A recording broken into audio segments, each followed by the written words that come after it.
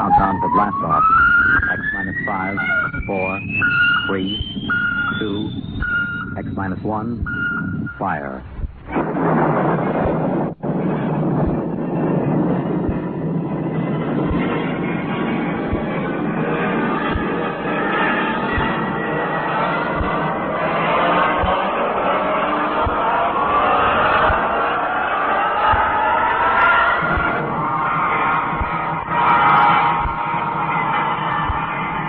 From the far horizons of the unknown come tales of new dimensions in time and space. These are stories of the future, adventures in which you'll live in a million, could be years, on 1,000 maybe worlds. The National Broadcasting Company, in cooperation with Galaxy Science Fiction Magazine, presents X minus 1.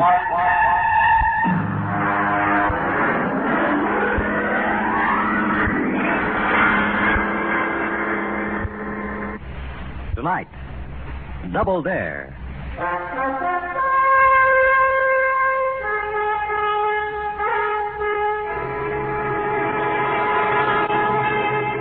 Now, X minus 1. And tonight's story, Double Dare. Our ship sat down on the planet Domerang right on schedule. Kermage and I stood at the viewport and watched the big Domerangi official cross the field to our landing ramp. He was dressed in a bright yellow tunic, green-gray buskins, and was wearing a glittering jeweled diadem. He was walking in that ponderous way those people always walk. And it seemed like a long time before he actually reached the ramp and climbed into the ship. Welcome aboard. Greetings, gentlemen. I see you have come through the trip in fine shape. My name is Plovash. I'm your liaison while you are with us. My name's Marner. Pleased to meet you. And I'm Cambridge. Well, what happens now, Plovash? You have landed at a spaceport just outside our capital. I have come to take you to your quarters. We are providing you the finest accommodations our planet can offer. We want your working conditions to be of the best. Glad to hear it. The actual test will begin as soon as you wish. May I offer you good luck? Oh, we won't need it. It's not a matter of luck at all. It's brains. Brains and sweat. Very well. This is what you are here to prove. It ought to be amusing in any case, whatever the outcome may be.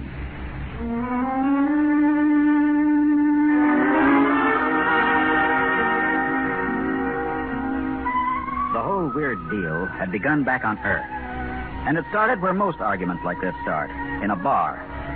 Cambridge and I are top engineers back home, and when this visiting Domerangi made a few cracks about our civilization being second-rate in technology, we made a few choice remarks about his own technology. Well, the thing got to the news agencies and created quite a stir.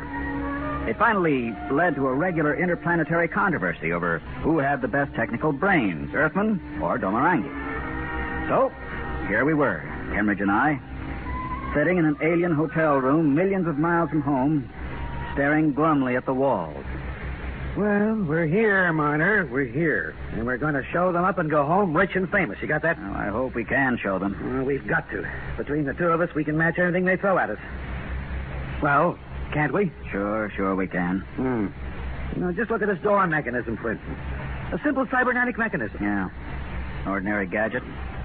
Not nearly as efficient as our kind, either. And that's just the point. Apparently, these Domerangi aren't half the sharks they think they are. We said we could duplicate anything they showed us, right? Yeah. And they've got two of their engineers on Earth trying the same stunt. Okay, so if our boys stick them and we dope out everything they throw at us here, we've won. The State Department's counting on our versatility, Marner. That's all we need. Versatility, cleverness, and hard work. Ah, we'll beat those silly-looking pants right off them.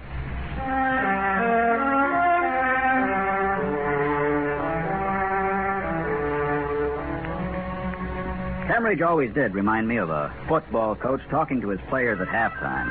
But at the moment, I was glad of it. I needed reassurance, and his own confidence was infectious. I cheered up, and by the next morning, we were ready to begin our part of the test. Plovash came to see us again. Well, good morning, Plovash. Good morning, gentlemen.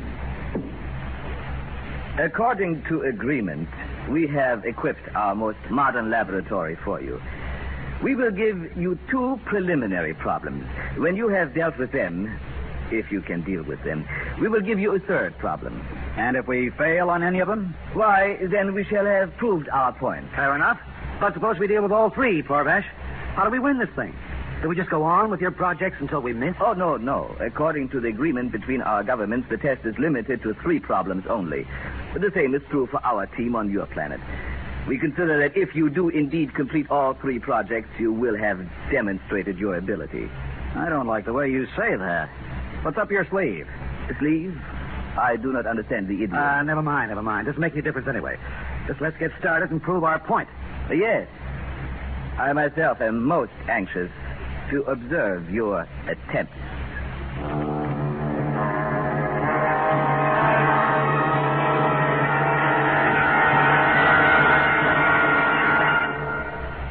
We return to X-1 and Double Dare in just a moment.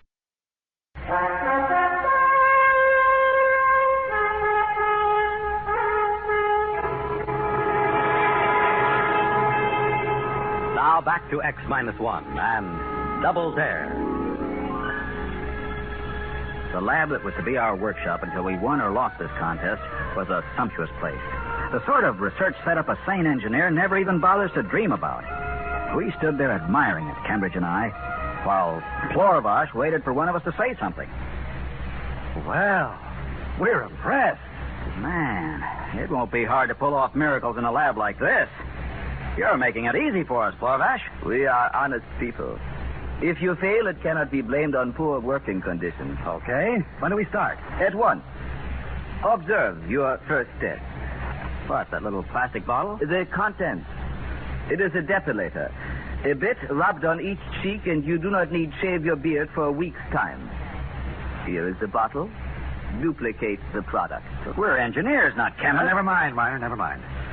Okay, Plorvash, that's the first project. Give us the second at the same time. That way, we'll each have one to work on. 2 projects at once? Very well, gentlemen, as you wish. The second is a trap for small house pets. Oh, like our mouse trap, huh? So I do not know your mouse trap. But this is a most ingenious device. Our house pests are color sensitive, and this trap flashes colors as a lure. To catch vorks, we use this. For flames, we activate this device. And so on. As you can see, it is most versatile. We have supplied you with an ample number of vermin of different sorts. They are in cages there at the rear of the laboratory. I believe you have everything else you need. You mean this is all?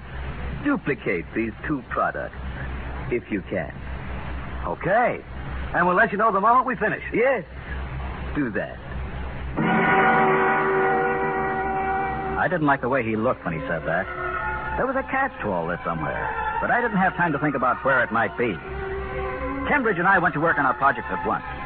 It wasn't nearly as hard as it should have been. Within 4 days, we summoned Plorvash back to the lab. Do you mean to say you have finished already? Naturally. Stay where you are, Plorvash. I want to show you something. All right, Cambridge, activate the trap. Check. All right, stand back. I'm going to open the cages. Oh, no, don't. Those vermin, they'll be everywhere. Too late. Here they come. Oh, but you're mad. But they'll be everywhere. Close that door. Stand where you are and watch. You see? See that? But this is impossible. All running to the same place. Our trap. Look at that. They're in. Every last one of them. Remarkable. Yeah. We've improved on your model. We've built a better trap. Your model only deals with one species at a time. Ours handles every variety. It really is rather surprising. And I suppose now you want to know about the depilator. That was easy, you know. With the equipment you gave us, chemical analysis is a snap. But I'm afraid we've improved on the original model here, too. You have? In what way? For used at the proper strength, this depilatory of ours can last indefinitely. The effect seems to be permanent. Indeed. This is a fairly impressive performance, gentlemen.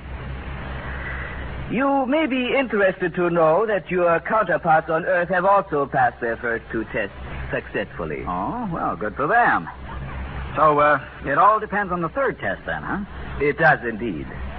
Shall we have that one now? Well, why waste time? Is that it? That thing on rollers that you've got covered up back there? Yes. Permit me to remove that cover. A machine of some kind. I recognize a type of piston valve, relays, tubes, rods. Let me plug it in for you. Here's the outlet. Now, I press the starting button. So. What does it do? Suppose you remove the plug from the outlet. All right. There. Hey, it's still going. Gentlemen, this is our power source. We use it for transportation and similar things. Duplicate it. This is your third problem. Well, we'll give it a try.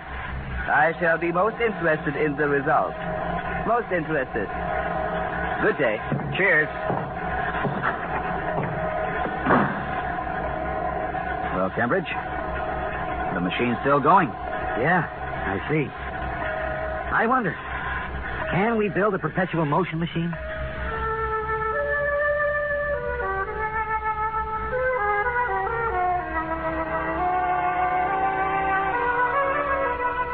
Well, it was a challenge, all right. A greater challenge than either of us had anticipated in our wildest dreams. Our heads reeled with the enormity of the ideas. But we worked and worked.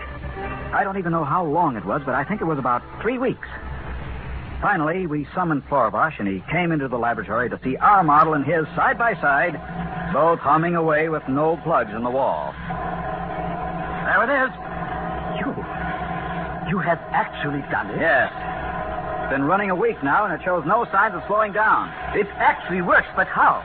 A complex hyperspace function.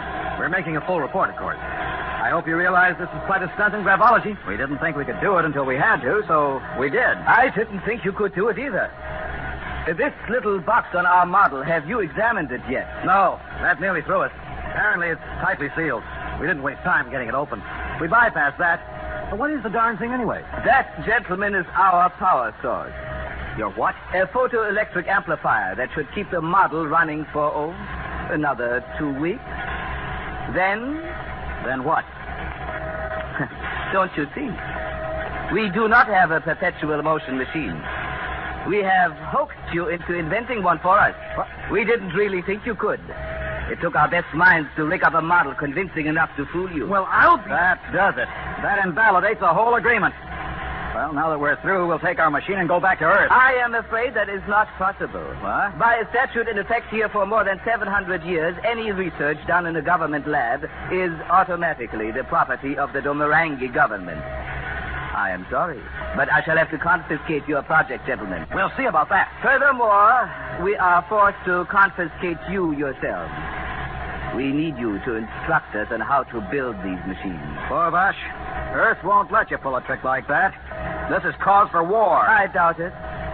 Why should a terrible war come about for the custody of 2 men? I demand to see our consul. Of course. That is your right, I suppose. I will arrange it.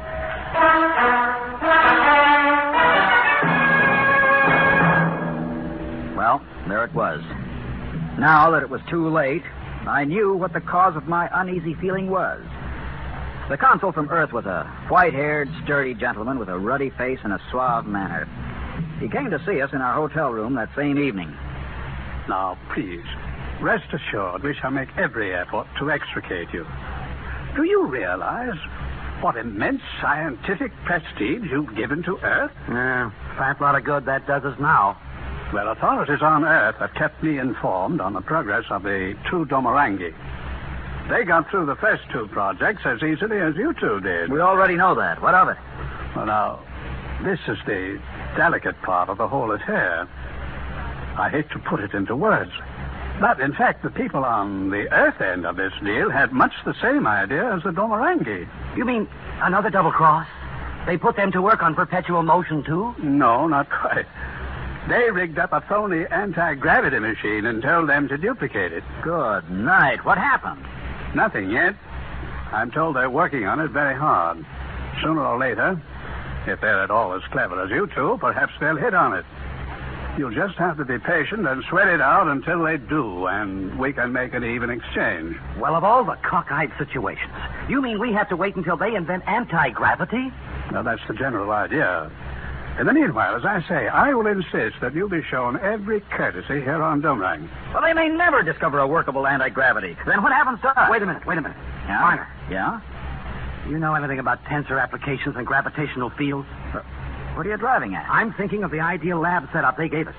Do you think those two Domorangi on Earth would mind taking credit for someone else's anti-gravity theory if they were approached properly? Hey, that's right. They must be as anxious to get home as we are. Say, what in the world are you talking about? Tonto, would you be above a bit of smuggling, diplomatic immunity, and all that? Well, now, I don't know. We build the anti-gravity machine. You smuggle it to Earth and slip it to the Domorangi. Then use it as a talking point for a trade. Well, what do you say? Well, I admit, it does seem the only way out. Very well, gentlemen, I'll do my very best. But there seems to be just one hitch. What's that? You still have to invent that anti-gravity machine. Oh, we'll invent it all right, because you see, we have to. Come on, Cambridge. Let's get to work.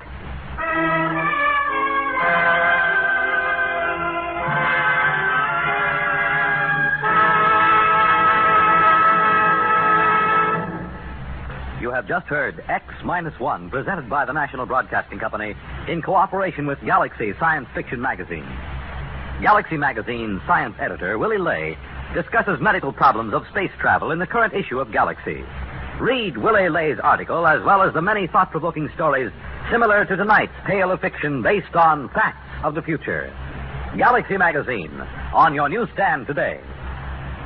Tonight, X-1 has brought you Double Dare, a story from the pages of Galaxy, written by Robert Silverberg and adapted for radio by William Welch. Featured in our cast were Ralph Camargo as Marner, Ivor Francis as Cambridge, Michael Ingram as Florbash, and Harvey Hayes as the consul. This is Fred Collins speaking.